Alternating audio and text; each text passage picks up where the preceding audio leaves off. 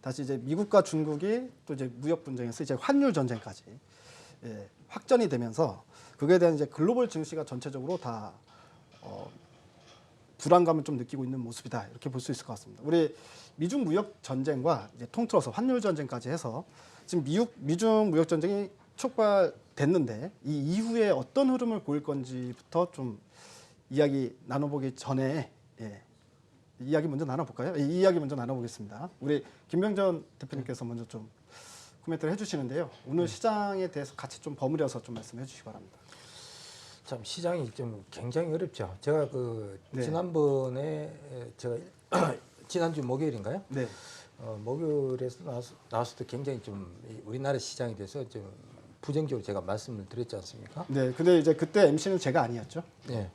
그래서 제가 생각할 때도 그때 당시에도 한 5% 이상은 좀 빠지지 않겠냐. 네. 코스닥 같은 경우. 네. 근데 목요일 날 출연하셔서 그렇게 말씀하셨군요. 네.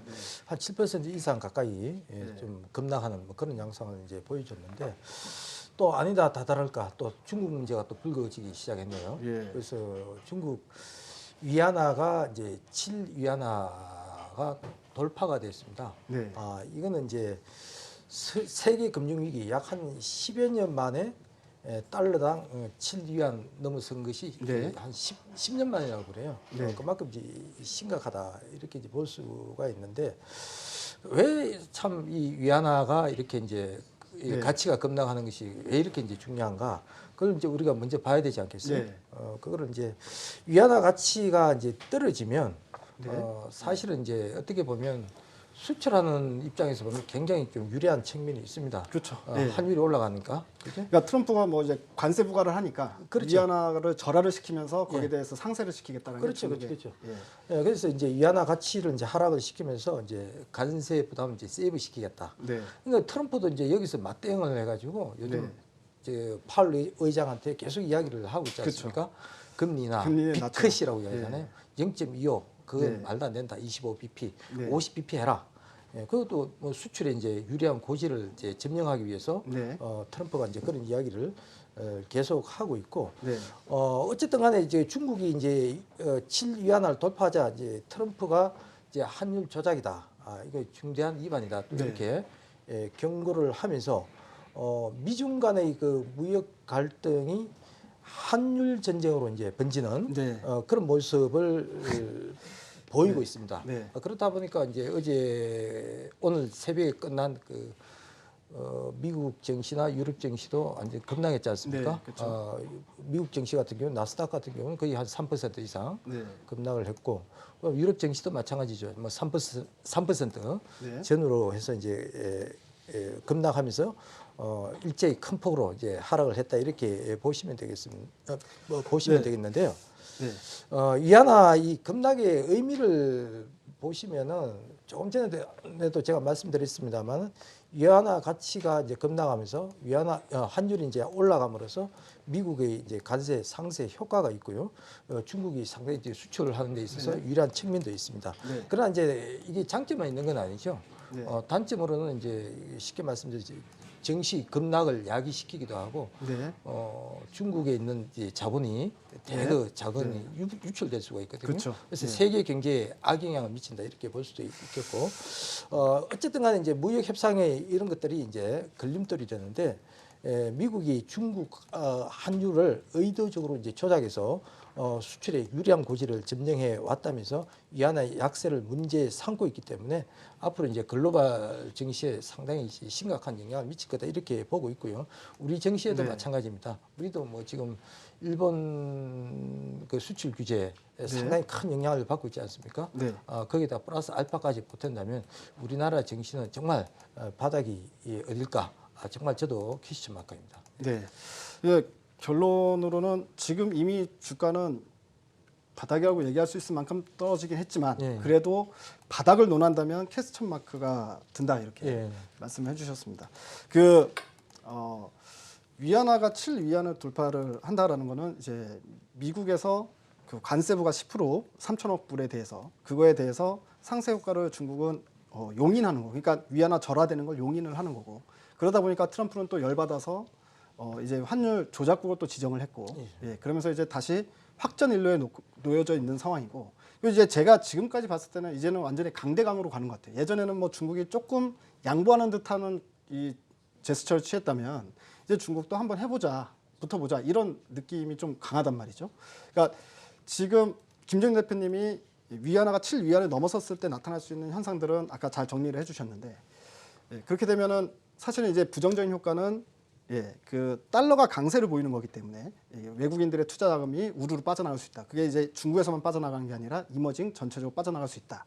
그렇기 때문에 외국인 매도세가 강해질 수 있어서 시장에 불안하다. 이렇게 좀 정리를 해주셨거든요.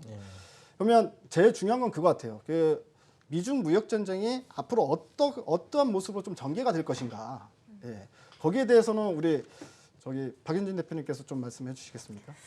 일단 이번에 네. 어제 이제 발표가 났습니다. 지금 환율 조작국으로 이제 지정이 되었죠. 근데 지정이 되고 안 되고는요, 사실 굉장히 중요한 포인트가 있어요. 지정이 네. 되는 것과 안 되는 것은 사실은 트럼프는 계속 중국을 향해 계속 경고의 메시지를 보냈습니다. 너희들 왜 이렇게 통화 가치를 떨어뜨리냐고 계속 네. 경고했지만 그동안은 이제 지정은 하지 않았는데 이제 지정을 했단 말이에요. 지정을 하고 안 하는 건 굉장히 큰 아주 다른 점이 있는데, 지정을 하게 되면 서로 이제 관세 부분에서 네. 좀 어드밴티지 되는, 이 환율상의 어드밴티지가 되는 국가에 대해서는, 지정국으로 된 나라는 그 상계 관세를 매기겠다는 거거든요. 관세 네. 부분에서도 또 추가 추가로, 관세, 네. 그 부분도 상세를 시켜버리겠다는 거거든요. 환율 상쇄되는 부분을 추가로 관세 네, 부과시키는 그러니까 거죠. 어떻게 보면은 이제 중국에게 남겨진 문제는, 만약에 여기서 이제 뭐 환율을 정말 조작했는지 안 조작했는지 우리가 알 수는 없지만, 네. 여기서 만약에 더 추가적으로 이제 위안화가 이제 약세를 예. 보인다면, 또 미국에서는 아마 추가 관세를 또 매길 수 있어요. 그러면 이게 계속 누군가는 계속 내려오고 계속 매기고 이럴 수는 없잖아요. 네. 그러면 어느 정도 접점은 두 나라가 찾을 거다라는 생각은 하고 있습니다. 그런데 이 접점을 찾기 전에 네. 사실은 이 환율 부분에서 이것은 이제 트럼프와 어제 시진핑의 이야기인데, 그걸 빼놓고 우리 이제 시장의 논리로 보자면, 네. 환율 부분에서는 솔직히 제가 이제 이런 말씀 참 조심스럽게 말씀드리겠지만, 저는 글로벌 헤지 펀드들의 지금 어떤 먹잇감이 될 수 있다, 충분히. 네. 그러니까 두 사람은 아웅다웅 서로 뭐 관세를 더 매기네, 아니면은 우리가 또 뭐 위안화를 또 절하하네, 뭐 이런 이야기를 할 수 있겠지만, 사실은 이제 전 세계 이제 환투기꾼들 있죠. 네. 헤지 펀드들이 네. 만약에 지금의 시장에서 굉장히 큰 먹잇감이 될 수 있거든요. 이런 상황은. 그러니까 지금 보면 그 먹잇감이라는 게 어떤 먹잇감을 말씀하시는 그러니까 거죠? 네. 예를 들어서 이 사람들이 가장 그 키포인트 전략을 삼는 게 바로 롱숏 펀드, 롱숏 네. 전략입니다. 네. 근데 롱숏인데 지금 엔화 있죠. 네. 일본의 엔화는 또 굉장히 지금 네, 어마어마하게 급등을 하고 있거든요. 네. 그러면 엔화에 대해서는 롱 포지션을 가져가고, 또 네. 위안화나 우리 원화에 대해서는 숏 포지션을 포지션을 가져가고, 가고. 롱 포지션, 숏 포지션 양쪽에 너무너무 지금 이상적으로 매매가 가능한 거거든요. 네. 그러면 일단 두 사람의 시진핑과 시진핑과 트럼프가 서로 아웅다웅 하는 이 순간에도 누군가는 지금 이 네. 환율을 가지고 지금 굉장히 크게 수익을 내고 있는 상황이고, 이것이 계속 어느 접점을 만나게 되면 이제 사그러들겠지만, 당분간은 이런 흐름이 좀 지속될 수 있다. 투기성 롱숏 펀드에 대해서 언급을 해주셨는데, 그러면은 단기적으로는 네. 이제 엔화나 달러는 더 강세가 나타나고, 이 롱숏 펀드가 투기적인 펀드가 붙었기 때문에, 그리고 위안화와 이 원화 같은 경우에는 추가적으로 약세가 나타날 가능성이 크다, 이렇게 보시는 거죠? 저는 네. 약간 서로 윗방향 아랫방향으로 좀 추가적인 추세가 좀 더 만들어 있다고 생각해요. 그 동안에는 네, 그러면 환율 이제 수급적으로 국내 우리 대한민국 입장에서 보게 되면 네. 국내 수급상으로는 외국인들의 매도가 추가적으로 또 나올 수 있는 가능성도 여지를 열어놓고 봐야 된다, 이렇게 당연히 생각하시는 거죠? 그래야죠. 네. 그리고 그럴 수밖에 없는 상황이 또 이번에 8월달에 MSCI 또 한국 이제 네. 중국 지수 AA 주들 또 편입이 더 확대가 있지 않습니까, 이벤트가? 네. 그러면 당연히 조금 그런 부분도 우리가 고려하고 감안해야 되지 않을까 생각이 네. 들어요. 일단 뭐 당분간 이제 뭐 저도 좀 의견을 말씀드리면, 당분간 이제 7위안이 다시 이제 6위안대로 떨어지면 시장은 조금 안정세, 그러니까 반등이 좀 나올 수 있는 여지가 있고, 7위안을 이미 돌파를 했는데 거기서 추가적인 슈팅이 나와버리면 이제 반등이 좀 요원하다, 이렇게도 좀 볼 수 있을 것 같은데, 우리 김우신 파트너님께서는 지금 현재 시장이 그러면은 이런 그 환율 전쟁에 대한 악재죠, 우리 입장에서는 이 악재라는 부분이 어느 정도 좀 반영이 됐고, 앞으로 이 아까 이제 박윤 파트너님께서도 말씀해 주셨는데, 위안화나 아니면 환율의 변동에 따라서 시장이 뭐 어느 정도까지 우리가 좀 준비를 하고 있어야 되느냐 그런 부분에 대해서 좀 말씀해 주시겠습니까? 그 옛말에 그 말 있죠. 고래 싸움에 새우등 터진다라는 말. 네. 예, 지금이 딱 그 격인 것 같은데요. 뭐 우리를 세우라고 생각하는 건 아니고요. 어쨌든 뭐 미국하고 중국이라는 예, 거대 국가 둘이서 지금 서로 예, 주도권 싸움을 하고 있는 거거든요. 미국의 입장에서는 트럼프는 재선을 위해서 반드시 중국을 굴복을 시켜야 되는 것이고요. 네. 중국의 입장에서는 트럼프 재선만 안 시키게 되면은 일단은 시간을 버는 전략으로 간다라고 하는 그런 부분들이죠. 시간이 누구의 편이냐라는 것을 봤을 때는 일단은 중국의 편이라고 봐야 되기 때문에 중국의 입장에서는 최대한 시간을 끌면서 이 무역 분쟁과 관련되어 있는 합의를 안 일으켰다, 일부러 안 했다라고 봐도 무방할 것 같습니다. 그러다 보니까 이제 급해진 것이 이제 트럼프 미국 쪽이겠죠. 미국 쪽이 이제 급해졌기 때문에 추가 관세도 인상을 하고 그다음에 환율 조작국으로 또 지정을 하고 사실 이 중국은 이 공산주의이기 때문에 충분히 나라가 환율을 어느 정도 컨트롤할 수 있는 그런 가능성이 있습니다. 그래서 항상 환율 지정 조작국으로 지정될 가능성이 항상 있어 왔던 그 부분들인데 네. 이제 또 다른 카드를 하나 빼어든 거죠. 자, 이 부분은 이제 뭐 표면적으로 봤을 때는 이제 무역 갈등이라고 볼 수 있겠습니다만 결국은 이 정치적인 그런 부분들이 지금 이어지고 있어서 상당히 이 우리 입장에서는 참 곤혹스럽고 상당히 좀 보기 좀 그렇다 이렇게 봐야 될 것 같은데요. 어찌됐든 간에 이게 쉽게는 뭐 이 해결이 되지는 않을 것 같습니다. 다만 저는 뭐 모든 전문가분들이 좀 어렵다라고 말씀을 하시니까 저는 좀 희망적인 이야기를 좀 해드리고 싶습니다. 네. 무역과 관련되어 있는 협상을 하고 관세를 인상하고 이런 부분들에 서로 이제 주고받고 하다가 이제 환율 조작국 카드를 꺼내 들었다는 얘기죠. 이게 과거에도 그런 경우가 있었습니다. 네. 예전에 이제 클린턴 정부 시절이었었는데요. 네. 클린턴 정부 시절에 이 민주당이 이제 중국을 환율 조작국으로 지정을 하면서 5번 연속 지정을 해버렸거든요. 네. 그러니까 결국은 중국이 손을 들었어요. 네. 예, 그래가지고 항복을 하고 결국은 이제 무마가 됐거든요. 그러면 저는 이렇게 생각을 합니다. 지금까지 지지부진해 왔던 이 협상 카드에서 미국 측이 이제 결론을 빨리 보려고 한다. 네. 그랬기 때문에 지금 환율 조작국 지정을 끌고 나왔다라는 거고요.